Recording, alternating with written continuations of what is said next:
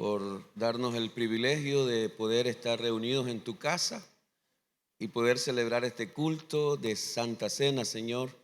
Gracias. Ayúdame a hablar tu palabra y ayúdanos a todos, Señor, para que seamos humildes y la podamos recibir, creer, Señor, y aquello que nos toque a nosotros hacer, te rogamos, Dios mío, que cada uno de nosotros nos volvamos hacedores de tu palabra y no solamente nos quedemos como oidores olvidadizos. Háblanos, Espíritu Santo, te lo ruego en el nombre de Jesús. Amén y amén. Vamos a leer en Mateo 24, versículo 29 y 30. Mateo, estamos hablando de la doctrina de los últimos acontecimientos. Este es el tema número 5. Y hoy vamos a hablar acerca de la segunda venida de Jesús. De hecho, la celebración de hoy anuncia que Cristo viene. Cada vez, dice la palabra de Dios, que cada vez que comemos el pan y cada vez que bebemos de la copa, anunciamos que Cristo vuelve. Así que cada primer domingo de cada mes que celebramos la Santa Cena, mis hermanos, es para que recordemos no solo que Cristo murió, que resucitó, sino que Él va a volver. Así que dice Mateo 24, versos 29 y 30, dice así: E inmediatamente después de la tribulación de aquellos días, el sol se oscurecerá y la luna no dará su resplandor, y las estrellas caerán del cielo, y las potencias de los cielos serán conmovidas. Entonces aparecerá la señal del Hijo del Hombre en el cielo, y entonces lamentarán todas las tribus de la tierra, y verán al Hijo del Hombre viniendo sobre las nubes del cielo con poder y gran gloria. Bendito sea Dios por eso. Hablar de la segunda venida de Jesús realmente en la iglesia evangélica se ha vuelto un debate, una discusión, porque hablar de la segunda venida de Jesús dentro de la misma iglesia evangélica no nos ponemos de acuerdo. Porque, por ejemplo, hay un grupo de evangélicos que creen, ¿verdad?, que Cristo viene una sola vez. En otras palabras, el día del rapto es el mismo día de la venida de Cristo, que ese mismo día el Señor no se lleva a su iglesia para el cielo, sino que viene a la tierra, al milenio. Y entonces hay algunos teólogos o predicadores que todo lo hacen junto, todo lo unifican. Pero cuando estudiamos de manera detenida las Escrituras, nos damos cuenta que el arrebatamiento y la segunda venida de Cristo no son la misma cosa. Y ahí es donde está la confusión, donde la iglesia evangélica se confunde, es ahí. El rapto y la venida de Cristo es la misma cosa. No, hermano, no son la misma cosa. Y en este bosquejo que usted lleva ahí, yo puse ciertas diferencias para que aprendamos a diferenciar entre el día del arrebatamiento, cuando Cristo viene a su iglesia, como lo enseñamos en enseñanzas anteriores. Cristo viene a arrebatar a su iglesia antes de la gran tribulación. Cristo viene a arrebatar a su iglesia antes de la gran tribulación. Pero cuando Cristo vuelva en su segunda venida, Él viene después de la gran tribulación. Y es lo que acabamos de leer. Y yo quisiera que usted y yo lo volviéramos a leer para que podamos estar claros, ¿verdad? Es lo que le ruego a Dios, que cada uno de nosotros podamos tener claridad. Volvamos a leer otra vez verso 29. E inmediatamente después, ¿está leyendo conmigo? E inmediatamente después de la tribulación, de aquellos días, después que pase la tribulación, el sol se oscurecerá y la luna no dará su resplandor, y las estrellas caerán del cielo, y las potencias de los cielos serán conmovidas. En otras palabras, van a suceder fenómenos. Después que termine la gran tribulación y los cielos se abran para que Jesucristo aparezca. Entonces dice el verso 30, entonces, ¿lo está leyendo conmigo? Entonces aparecerá la señal del Hijo del Hombre en el cielo. Y entonces lamentarán todas las tribus de la tierra y verán, eso no va a pasar en el arrebatamiento. Y verán al Hijo del Hombre viniendo sobre las nubes del cielo con poder y gran gloria. Entonces la segunda venida de Cristo, nosotros necesitamos entender la diferencia. Y como le digo, yo le puse ahí en su bosquejo algunas características. Por ejemplo, en el arrebatamiento Jesús llega hasta las nubes, y eso lo leímos. En el arrebatamiento Jesús viene hasta las nubes. Y los muertos en Cristo resucitarán primero.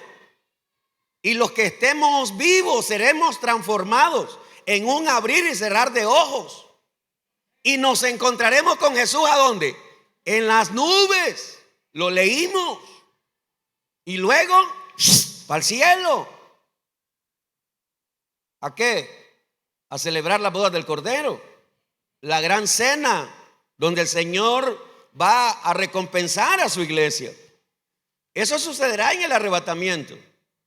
Pero en la segunda venida del Señor, todo ojo lo verá. Apocalipsis 1:7 dice: he aquí que viene con las nubes, y todo ojo le verá. Y lo que les traspasaron en otras partes, no es que van a estar ahí los romanos que lo crucificaron, sino el pueblo de Israel se refiere. Y lo que le traspasaron, y todos los linajes de la tierra harán lamentación por él. Sí, amén. En otras palabras, así va a ser. Hermanos, hace muchos años no se podía entender cómo era posible que todo ojo lo viera, pero hoy lo entendemos, ¿verdad que sí? Hoy lo entendemos, que eso realmente va a pasar así. Porque hay un acontecimiento que está pasando en cualquier parte del mundo y lo están transmitiendo y todo el mundo lo puede ver. Yo no sé cuántos de ustedes se acuerdan para las Torres Gemelas cuando derribaron, ¿verdad? Estaba la noticia en vivo y por todo el mundo, y todo el mundo estaba mirando las cosas que estaban sucediendo en Nueva York cuando sucedió ese atentado. Hoy lo podemos entender, pero nuestros hermanos de hace muchos años, cuando no tenían la tecnología que hoy tenemos, el avance que hoy hay, no se podía entender. ¿Cómo es posible que todo ojo le verá? Sí, hermano, se va a ver. Esa es la segunda venida del Señor. En el arrebatamiento Jesús viene por su iglesia. En su segunda venida Jesucristo viene con su iglesia. Apocalipsis 19, verso 11 al 14. Apocalipsis 19, verso 11 al 14 dice: entonces vi el cielo abierto, y he aquí un caballo blanco, y el que lo montaba se llamaba Fiel y Verdadero, y con justicia juzga y pelea. Sus ojos eran como llama de fuego, y había en su cabeza muchas diademas, y tenía un nombre escrito que ninguno conocía sino él mismo. Estaba vestido de una ropa teñida en sangre, y su nombre es el Verbo de Dios. Verso 14, si lo puede leer conmigo. 14. Y los ejércitos celestiales. Léalo conmigo, vamos. Y los ejércitos celestiales, ¿qué dice? Vestidos de lino finísimo, blanco y limpio. ¿Qué dice? Le seguían en caballos blancos. Ahí no está hablando de los ángeles, no está hablando de ángeles, está hablando de la iglesia. Porque a su iglesia se le dio el honor, el privilegio de que se vista de lino fino, limpio y resplandeciente. Es la iglesia la que está vestida, así como describe Juan en este capítulo. Los ejércitos celestiales, ¿por qué? Porque descienden del cielo con Jesús a la tierra. En el arrebatamiento Jesús viene para recompensar a su iglesia. Pero en su segunda venida Jesús viene para juzgar y castigar a sus enemigos. Segunda de Tesalonicenses 2:8. Segunda de Tesalonicenses 2:8 dice: y entonces se manifestará aquel inicuo, hablando de el anticristo. Hablamos del domingo pasado acerca de eso. Y entonces se manifestará aquel inicuo a quien el Señor, ¿qué dice? Matará con el espíritu de su boca y destruirá con el resplandor de su venida. Entonces, en la venida del Señor, en su segunda venida, Él viene a castigar, a juzgar a sus enemigos, como lo vimos el domingo pasado. El anticristo y el falso profeta y todos aquellos que se rebelan contra Jesús recibirán su castigo. Allí lleva un pasaje como refuerzo de lo que estamos diciendo. Ahora, ¿qué va a pasar cuando Cristo viene en su segunda venida? Va a suceder algo que la Biblia le llama en el libro de Apocalipsis el milenio, un reinado de 1000 años, que Jesús vendrá a gobernar esta tierra, esta misma tierra. No estamos hablando todavía de la tierra nueva y el cielo nuevo, no hemos llegado ahí todavía. Recordemos que la tierra estará destruida por todos los juicios, pero vendrá una restauración en esos 1000 años. Habrá un gobierno de Jesús por 1000 años en esta tierra, donde Jesús y su iglesia estarán gobernando. Ahora, yo le he dicho a usted en varias ocasiones, hermano, hay muchas cosas que usted y yo vamos a tener preguntas ahorita, pero posiblemente no hayamos respuesta. Hay muchas cosas que podríamos preguntar, pero ¿cómo va a ser posible? Por ejemplo, déjeme hacerme una de las preguntas que yo me hago. Una de las preguntas que yo me hago y no hay respuesta, pero sí sé que la Biblia lo dice. Si Cristo viene con su iglesia, recordemos que la iglesia ya tiene un cuerpo glorificado, ¿verdad? Que tenemos un cuerpo, pero no es un cuerpo que se enferma, no será un cuerpo que se envejece, ya no vamos a sufrir ni de enfermedad, no, un cuerpo glorificado. Y venimos a gobernar a la tierra donde hay gente que todavía sigue viviendo igual, así como vivimos ahorita nosotros. No sé si me doy a entender. Y esa gente que quede viva cuando Cristo venga en su segunda venida, esa gente sigue multiplicándose, procreándose, pero la iglesia no. Los estoy perdiendo más de lo que ya estaban. ¿Ah? Pero los que venimos con Cristo no venimos aquí a procrearnos. No es que volvemos a casarnos y volvemos a hacer otra familia. No, porque la iglesia será como los ángeles. Pero vamos a vivir en la tierra con gente normal y que ellos sí se van a poder seguir multiplicando. Yo no entiendo eso, pero sí lo creo porque la Biblia lo dice. Ahí está el detalle. Yo no debo de luchar con lo que no entiendo. Sencillamente debo aceptar. Si Dios lo dice, yo lo creo. Ahora, ¿qué es lo que sucede cuando alguien quiere explicar algo que no entiende? Inventa. Y es lo que no deberíamos hacer. No deberíamos de inventar. Si yo no entiendo algo, ¿por qué voy a venir a inventar para aparentar delante de ustedes como, wow, qué clase de conocimiento tiene el pastor Jerónimo? No. No, Señor. La verdad que el conocimiento, el que usted tiene también, el que tengo yo. Entonces, va a haber un gobierno de 1000 años. ¿Y por qué va a haber ese gobierno de 1000 años?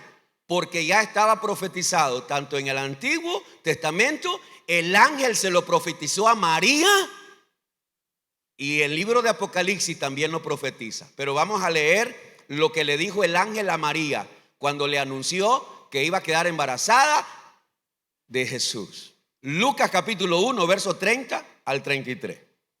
Mire lo que le dice el ángel a María. la madre de nuestro Salvador. Entonces el ángel le dijo: María, ¿me sigue, verdad, hermano? María, no temas, porque has hallado gracia delante de Dios. Y ahora concebirás en tu vientre y darás a luz un hijo y llamarás su nombre Jesús. Este será grande y será llamado Hijo del Altísimo. Y el Señor Dios le dará el trono de David su padre, y reinará sobre la casa de Jacob para siempre. Está hablando del pueblo de Israel. Y su reino no tendrá fin. Jesús no ha venido a la tierra a gobernar como el descendiente de David. Él no vino a gobernar. En su primer venida, Él vino como cordero a entregar su vida. Pero Jesús no ha cumplido la profecía que está, por ejemplo, ahí lo lleva usted, en Daniel capítulo 7. En Zacarías capítulo 14, en el Salmo capítulo 2, en el Salmo 110, en Apocalipsis capítulo 11. Esas profecías no se han cumplido. Jesús va a gobernar desde Jerusalén. La capital del mundo en el milenio será Israel, Jerusalén. Y desde ahí gobernará por 1000 años. Otro acontecimiento que va a suceder en el milenio es que Satanás, el diablo, será atado esos 1000 años para que no siga engañando. Apocalipsis capítulo 20, versos del 1 al 3. Vaya conmigo ahí. Apocalipsis capítulo 20, versículo del 1 al 3. Me avisa si lo tiene. Apocalipsis capítulo 20, versos del 1 al 3. Vi a un ángel que descendía del cielo. Recordemos que todo lo que Juan está mirando en Apocalipsis, Dios se lo mostró a través de una visión. Y Juan iba escribiendo lo que miraba. Escribe, le decía el ángel, escribe lo que ves. Y Juan lo que hacía, el anciano Juan, lo que hacía era escribir lo que miraba. Y entonces dice, una vez más, Apocalipsis 20, del 1 al 3. Vi a un ángel que descendía del cielo con la llave del abismo y una gran cadena en la mano, y prendió al dragón, la serpiente antigua, que es el diablo y Satanás, y lo ató por 1000 años y lo arrojó al abismo y lo encerró y puso su sello sobre él, para que no engañase más a las naciones, hasta que fuesen cumplidos, ¿cuánto? 1000 años. Y después de esto debe ser desatado por un poco de tiempo. Ese es otro acontecimiento de los que sucederá al inicio, cuando Cristo venga a gobernar la tierra por 1000 años. Satanás es atado. Yo no sé cuántos de ustedes se acuerdan, cuando Jesús va para Gadara. Cuando Jesús va pasando el mar, Él va para Gadara. Y al llegar a Gadara, bueno, un evangelista dice que eran 2 endemoniados. El otro evangelista dice que era 1. No nos vamos a meter ahí. Pero lo que sí quiero decirte es que cuando Jesús llega a la tierra de Gadara, un endemoniado que andaba desnudo, que dormía en el cementerio, en los sepulcros, salió a encontrar a Jesús. Y le dice, yo sé quién eres tú, ¿por qué has venido a atormentarme? Y el Señor le pregunta, ¿cómo te llamas? Legión, porque somos muchos. Y el Señor le dice que salgan. ¿Se acuerdan qué le dijeron los demonios? No nos mandes al abismo. ¿Se acuerdan? Usted lo puede buscar ahí. No nos mandes al abismo, mándanos a los cerdos. Y porque ese lugar existe y es donde Satanás va a ser atado y va a ser lanzado por un tiempo nada más, por un tiempo. Otro de los acontecimientos que va a suceder en el milenio o al inicio del milenio es que todos los salvos, la gente que se salvó desde Adán hasta Juan el Bautista, que fue el último profeta, y todos los que se salvarán en la gran tribulación resucitarán al inicio del milenio para gobernar juntamente con Cristo. Vaya conmigo a Apocalipsis capítulo 20, versículo 4 al 6. Apocalipsis capítulo 20. Recordemos que los únicos que resucitaron cuando Cristo vino a arrebatar a su iglesia fueron solamente la iglesia de Cristo. Cuando Jesucristo vino a arrebatar a su iglesia, allí no resucitó Abraham, ni Moisés, ni Josué, ninguno de los santos del Antiguo Testamento resucitaron, porque es solamente la iglesia de Cristo. Y la iglesia de Cristo comenzó en Jerusalén, el día de Pentecostés. Ese es otro detalle que si usted se me enreda, entonces usted va a creer que el día del arrebatamiento también resucitó Abraham, Moisés, Josué, Daniel y Sara y todos los muertos del Antiguo Testamento. No, señor, ellos todavía no han resucitado, porque solo resucitó la iglesia. La iglesia. Hasta que comienza el milenio es que viene esa resurrección. Y aquí es donde viene Apocalipsis 20, versículo 4 al 6. Dice así: y vi tronos, y se sentaron sobre ellos los que recibieron facultad de juzgar. Y vi las almas, ojo, y vi las almas de los decapitados por causa del testimonio de Jesús y por la palabra de Dios, los que no habían adorado a la bestia ni a su imagen, y que no recibieron la marca en sus frentes ni en sus manos, y vivieron y reinaron con Cristo 1000 años. Resucitaron para venir a gobernar con la iglesia y con Cristo. Esta es la primera resurrección. Bienaventurado y santo el que tiene parte en la primera resurrección. La segunda muerte no tiene potestad sobre ellos, estos, sino que serán, ¿qué cosa? Sacerdotes de Dios y de Cristo, y reinarán con él, una vez más, 1000 años. Entonces ahí está la palabra de Dios, mis hermanos, aclarándonos todas estas cosas. Ahora, ¿qué es lo más importante de conocer esta doctrina o de conocer estos acontecimientos que un día van a pasar? ¿Qué es lo más importante, mis amados hermanos? Escúcheme bien, por favor, porque estamos claros que van a suceder estas cosas. No sé si usted está claro, pero yo estoy clarísimo que todo lo que la Biblia dice se cumplirá. El cielo y la tierra pasará, pero su palabra no pasará. En otras palabras, lo que el Señor dice que va a suceder, aunque usted y yo no lo entendamos con toda claridad, va a suceder.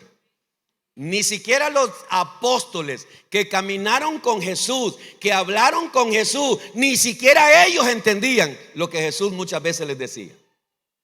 En varias ocasiones Jesús le dijo a los discípulos: es necesario que yo muera, es necesario que yo dé mi vida, es necesario que yo vaya a la cruz, es necesario. Pero por más que Jesús les decía: y al tercer día voy a resucitar, no se preocupen, yo voy a resucitar. Y por más que Jesús se lo decía y se lo decía, ellos no entendían. Por eso cuando Jesús muere, ellos están decepcionados, ellos están tristes. Ellos pensaron que de más era haber creído en Jesús.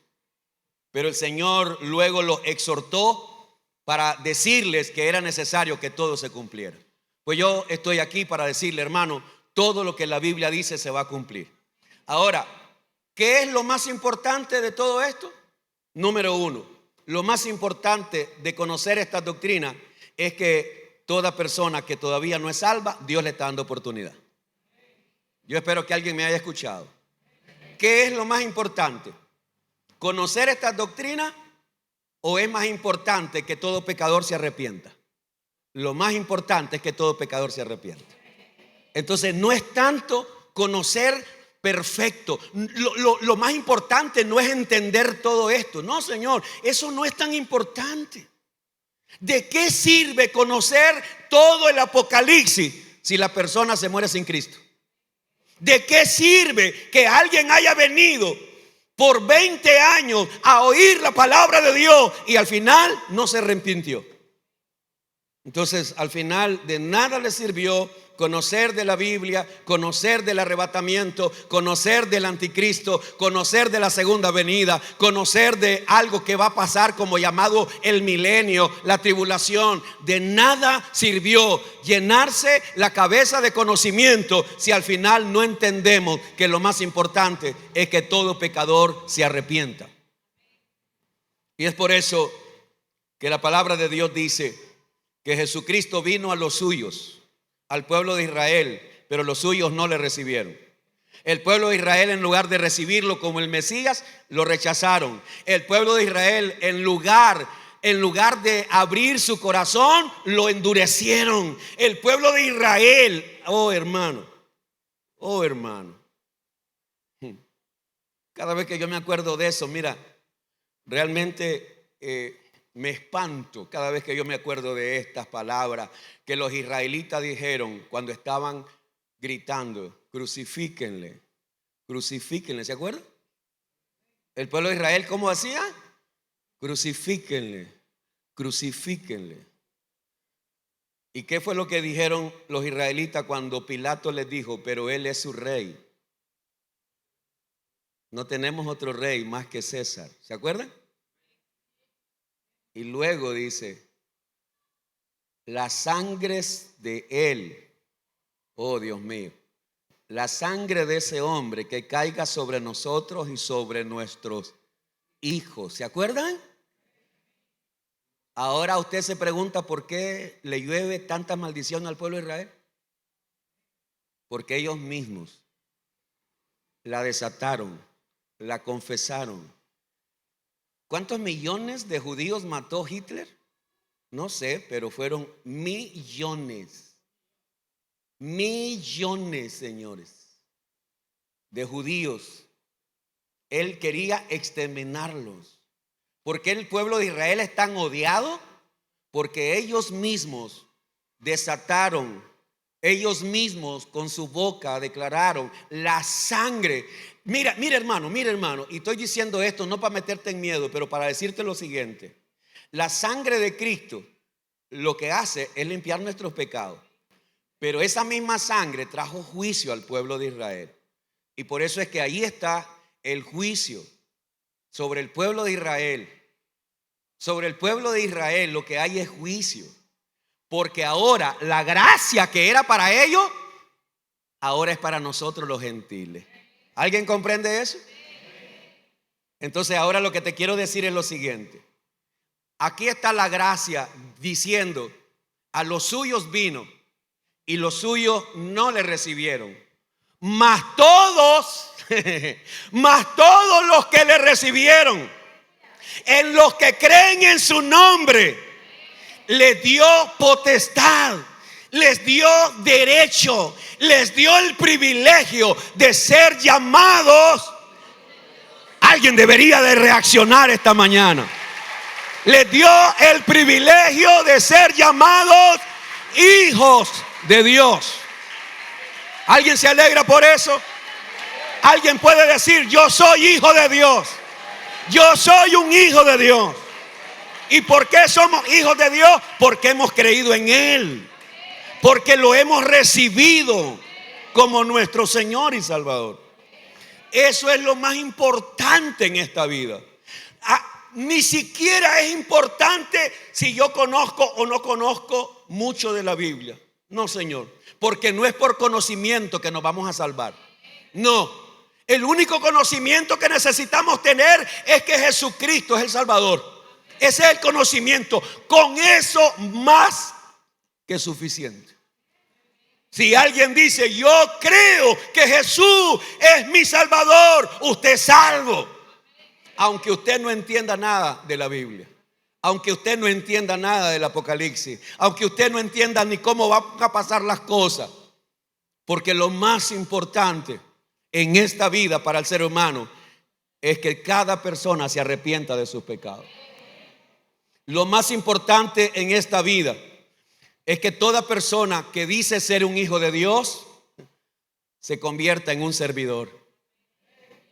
Eso es lo más importante. Yo te estoy hablando ahora de lo más importante. Lo más importante no es conocer toda la Biblia. Eso no es lo más importante. El diablo se la sabe y no se va a salvar.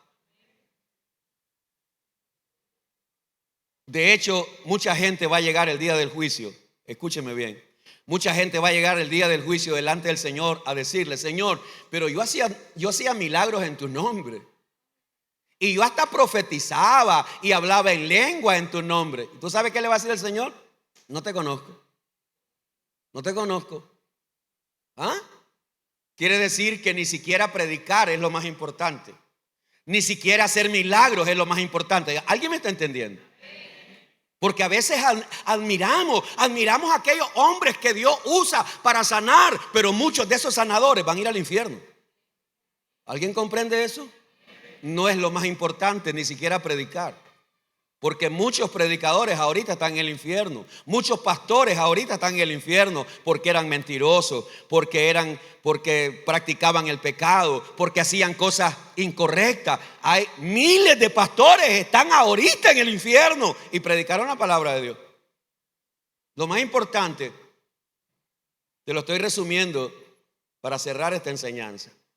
Lo más importante que el ser humano puede hacer es reconocer su pecado y recibir a Cristo. Pero luego que ya reconocí a Jesús como mi Salvador, lo más importante es poder servirle. Por favor, vaya conmigo a Primera de Tesalonicenses, capítulo 1, verso 9.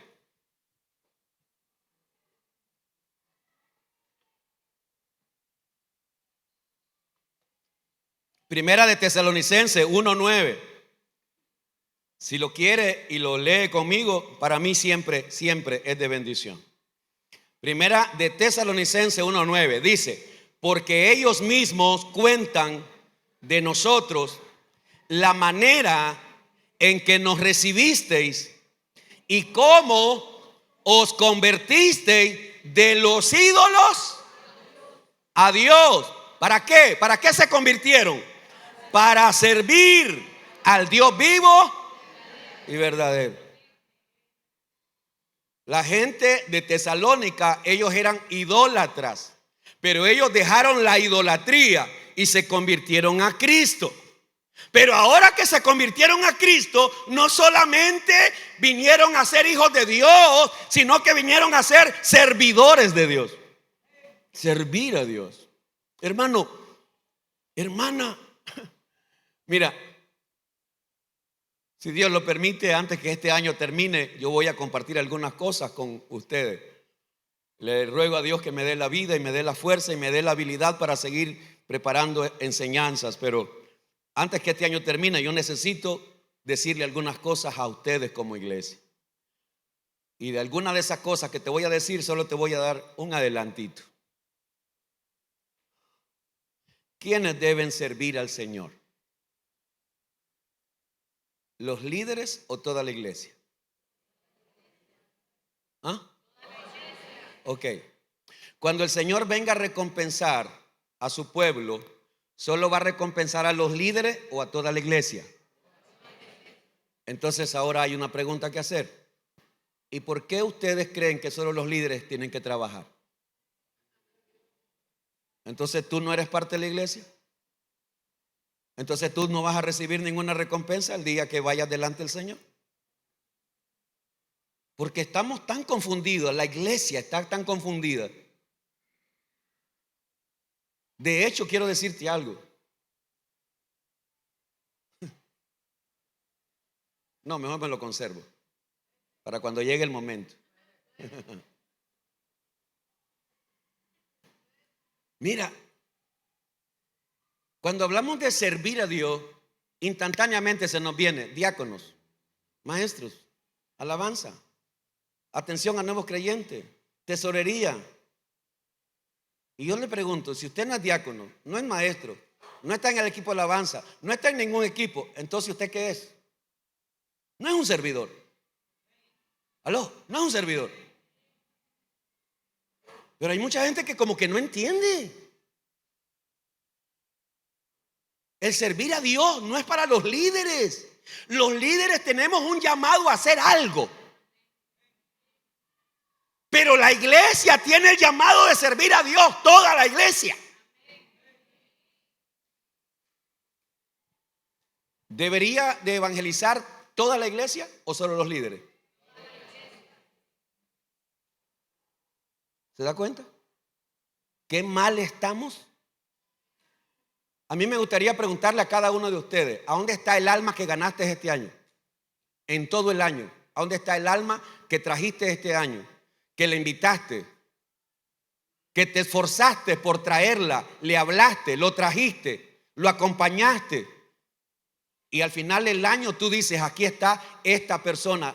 Todo el año yo la busqué, la atendí, la aconsejé, la discipulé, la consolidé, la traje el día de la fiesta de nuevos creyentes, la traje el día de los bautizos y todavía sigo con esta persona. ¿Por qué? Porque es mi deber hacer algo por amor a otros. Pero la iglesia no lo está viendo así, hermano. La mayoría de la iglesia quiere estar así.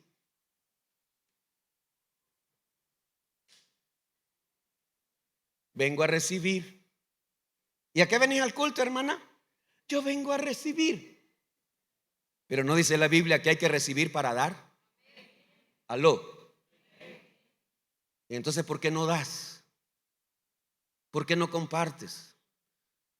¿Por qué no buscas a un amigo como Felipe fue a buscar a Natanael? ¿Por qué no estás evangelizando a una persona? No pienses en 100, piensa en uno.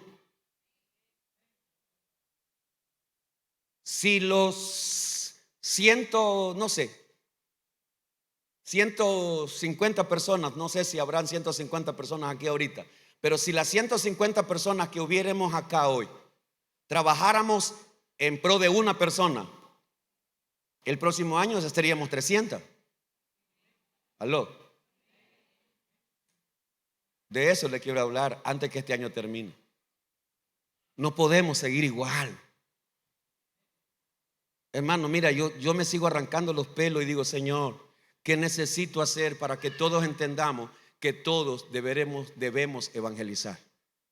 Que todos debemos invitar a alguien, que todos debemos consolidar, que todos debemos hacer la obra de Dios. ¿Por qué? Porque somos el cuerpo de Cristo. Lo más importante mientras Cristo venga es que su iglesia esté sirviendo. Cuando el gadareno le dice a Jesús, Señor, yo me imagino al gadareno, siempre me lo imagino al gadareno después que el Señor lo restaura, lo sana, lo libera, y cuando a Jesús lo corren de aquel lugar, y yo me imagino al gadareno estirando el pie para montarse a la barca. Me quiero ir contigo, Señor, yo quiero ir contigo. Y yo me imagino a Jesús, solo déjeme usar mi imaginación, diciéndole, hijo, ya la barca está completa, pero hay algo que hacer aquí en Gadara. Ve y cuenta las maravillas que Dios hizo contigo. Aló. Ve a buscar a tu familia, a tus amigos. Ve a buscar a la gente que te conocía y cuenta las maravillas que Dios hizo contigo. Aló. Imagínate que hasta eso hoy se nos olvida y nos da vergüenza. Nos da vergüenza ir donde un amigo y decirle, amigo, tú me conociste a mí, yo era un borracho igual que tú. Yo era un perdido, un mal hablado, yo era un maldiciente.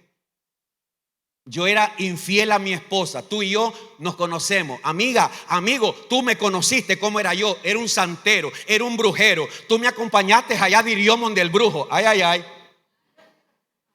Tú sabes que yo andaba consultando brujos y brujas. Tú sabes que cómo era yo. Pero quiero que sepas una cosa. El Señor me cambió.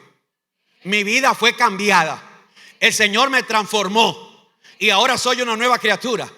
Y ahora te vengo a invitar para que tú me acompañes. Esa cosa hoy. Esa cosa hoy la iglesia la ignora. Y la iglesia como que no es con ella. Y por eso es que usted tiene 5 años de venir sola a esta iglesia. Usted tiene 10 años de venir solita a esta iglesia, pero no busca a nadie. ¿Por qué? Porque no has entendido que tú eres parte de la iglesia y que tú eres llamado a evangelizar y que tú eres llamado a consolidar y que tú eres llamado a hacer la obra de Dios. Hasta que entendamos lo más importante que debemos hacer en esta tierra.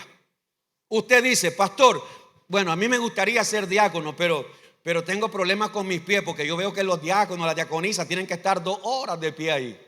¿Qué 2 horas? 2 horas el culto más la hora que vienen antes, 3 horas. Y usted padece de dolor en las rodillas y en la columna. Ay, yo no. Ay, pastor, yo quisiera ser maestro, pero yo a chavalos no los aguanto. Ok. Pastor, yo quisiera cantar, pero ni la cucaracha sé. Pastor, yo quisiera hacer algo aquí en la iglesia, pero no hallo nada. Pero puede hacer algo allá afuera. Usted puede invitar, usted puede evangelizar, usted puede compartir. ¿Alguien me entiende? Eso es lo más importante. Eso es lo más importante en la obra del Señor. Jesucristo vino a buscar y a salvar lo que estaba perdido. Jesucristo te encontró a ti. Y ahora tú necesitas encontrar a otro. Así de sencillo. Pero las cosas más importantes las estamos rechazando. Hay mucha gente que viene a cada domingo aquí al culto, pero no quieren recibir a Cristo. Porque algunos dicen, yo primero voy a gozar mi juventud. Oh, ok. Algunos jóvenes me dijeron eso y ellos están en el infierno, porque el día que murieron no les dio tiempo ni de hacer cuigo. Porque jóvenes que yo he conocido en estos 29 años de ser pastor, he conocido a muchos jóvenes, y no solo jóvenes, hombres y mujeres, que me dijeron, más adelante yo voy a gozar de la vida, y se murieron en un accidente de un solo. No tuvieron oportunidad ni para arrepentirse. Hay gente que piensa, que voy a gozar mi juventud. ¿Y quién te dice que Dios te ha dado mucha vida? Si hoy es el día de salvación. Que yo primero voy a gozar mi dinero. Yo primero voy a gozar mi mujer. Yo primero voy a gozar esto. Yo primero voy a gozar, hermano.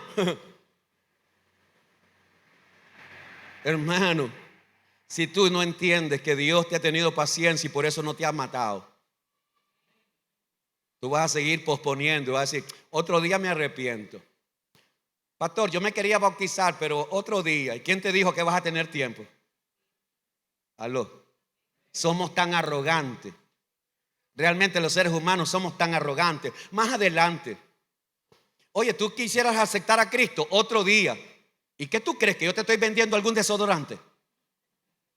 ¿Tú crees que yo te estoy vendiendo un par de chancletas?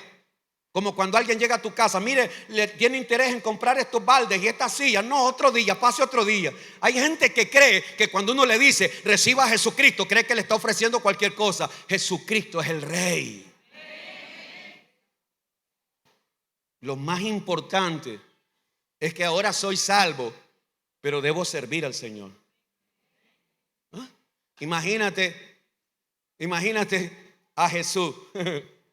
Imagínate a Jesús mirando a una mujer pobre y viuda, echando 2 moneditas.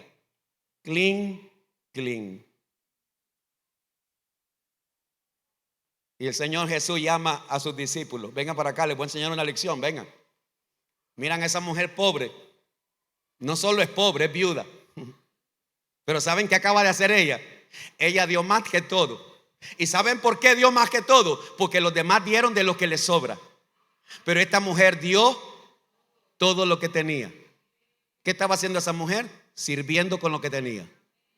Hay gente que espera tener mucho para servir. Pero cuando aprendemos a ser fieles en lo poco, sobre mucho Dios nos va a poner. Señores, deja de seguir poniendo excusas, hermano. Deja de seguir poniendo excusas. Es que yo no puedo servir. Todo hijo de Dios debe servir al Señor. Lo más importante es que si ahora ya recibí a Cristo y ahora que estoy sirviendo al Señor, lo más importante es que yo persevere hasta el fin. Mateo 24:13. Y me gustaría que usted lo leyera conmigo, con ánimo, con fuerza, este versículo. Un versículo bien corto, pero que tiene un mensaje impresionante. Mateo 24:13 dice: mas el que persevere hasta el fin, este será salvo. Una vez más, dígalo. Mas el que persevere hasta el fin, este será salvo. ¿De qué sirvió que yo me aparté del pecado por un tiempo, me consagré al Señor y después me descarrié? No perseveré hasta el fin. ¿De qué sirvió que yo conozca de un instrumento, alabe a Dios con guitarra, con piano, con batería, con cualquier instrumento? Yo alababa a Dios, yo era un gran ministro del Señor, yo adoraba, y cuando yo cantaba era como David, los demonios salían. ¡Pum! Pero ahora los demonios te vienen. Antes se te iban, ahora te vienen, porque no perseveraste. Hay gente que se jacta de cosas que hacía. Ay, si usted me hubiera visto a mí, pastor, yo cantaba como Pavarotti. Pavarotti, no sé cómo era la cosa. Como Sopilote, no sé. ¿Y de qué sirve que tú cantes tan bonito y tan lindo que los ángeles se detienen si te apartaste del Señor y no perseveraste? Ay, pastor, si usted me hubiera conocido a mí cuando yo predicaba, ¿y ahora por qué no predicas?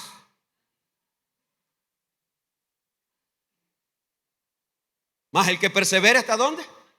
Hasta el fin. Ese será salvo. Y termino con esto. Lo más importante. Y termino con esto. Lo más importante es que si usted anda descarriado, hoy tiene la oportunidad de arrepentirse. Y como ninguno me oyó, se lo voy a volver a repetir.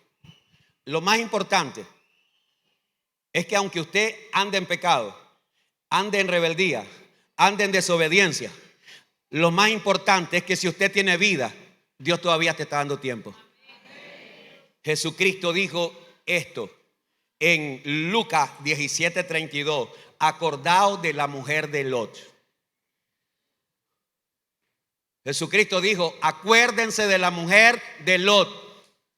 ¿Qué era lo que Jesús estaba queriendo decir, hermano? Que la mujer de Lot tuvo la oportunidad de escapar del juicio.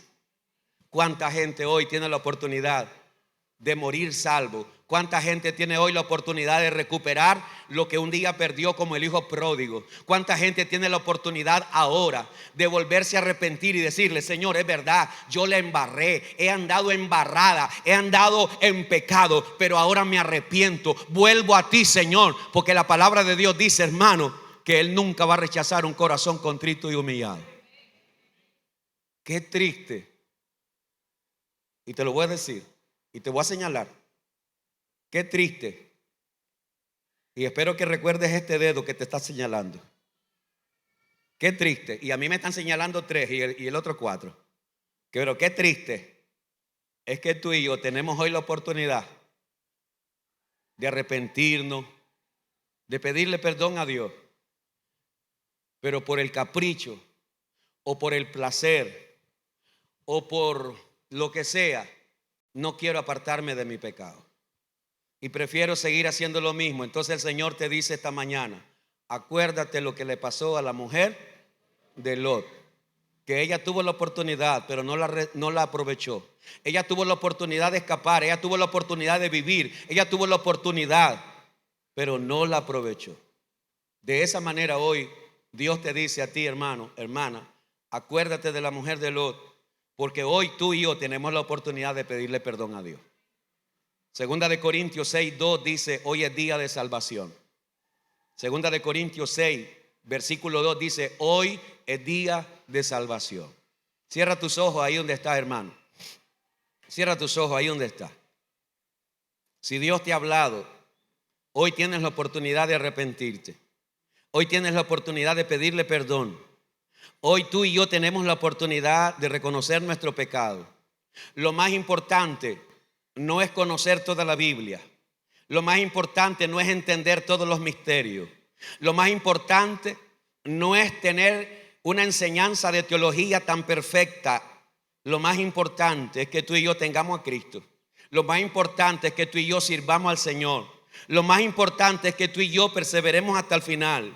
Y lo más importante es que si yo o tú nos hemos descarriado o nos hemos apartado, lo más importante es que entendamos que hoy tenemos la oportunidad.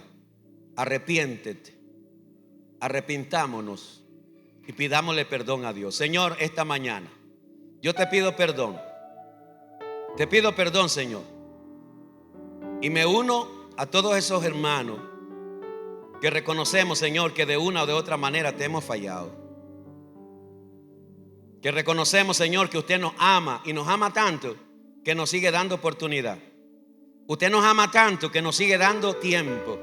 Usted nos ama tanto que usted no desea que nadie se pierda, sino que todos procedamos al arrepentimiento.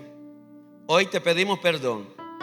Ahí donde usted está, hoy puede ponerse a cuentas con Dios. Yo no voy a llamar a nadie acá adelante, pero Dios conoce tu corazón. Y esta mañana Dios te está dando la oportunidad de arrepentirte.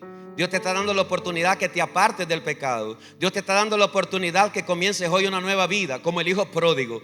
Dios te está dando la oportunidad que recuperes aquello que has perdido. Dios te está dando la oportunidad que le sirvas a Él. Dios te está dando la oportunidad, hermano. Aprovéchala. Señor, gracias. Gracias por amarnos. Gracias por perdonarnos. Gracias por aquellos que han oído esta palabra y son humildes para recibirla. Gracias, Señor. Gracias porque nos está llamando a servirte de una o de otra manera. Nos está llamando, nos estás hablando para que podamos ser servidores tuyos, Señor. Te lo pido, Padre, en el nombre de Jesús. Vamos a adorar al Señor, y los hermanos que van a distribuir la Santa Cena pueden pasar. Mientras ellos pasan, vamos a adorar. Los que van a tomar Santa Cena se pueden poner de pie. Los que no lo van a hacer, pues pueden quedarse sentaditos, o si quiere ponerse de pie como usted quiera. Recuerde que cada quien es libre de decidir si va a tomar la Santa Cena. A nadie se la prohibimos,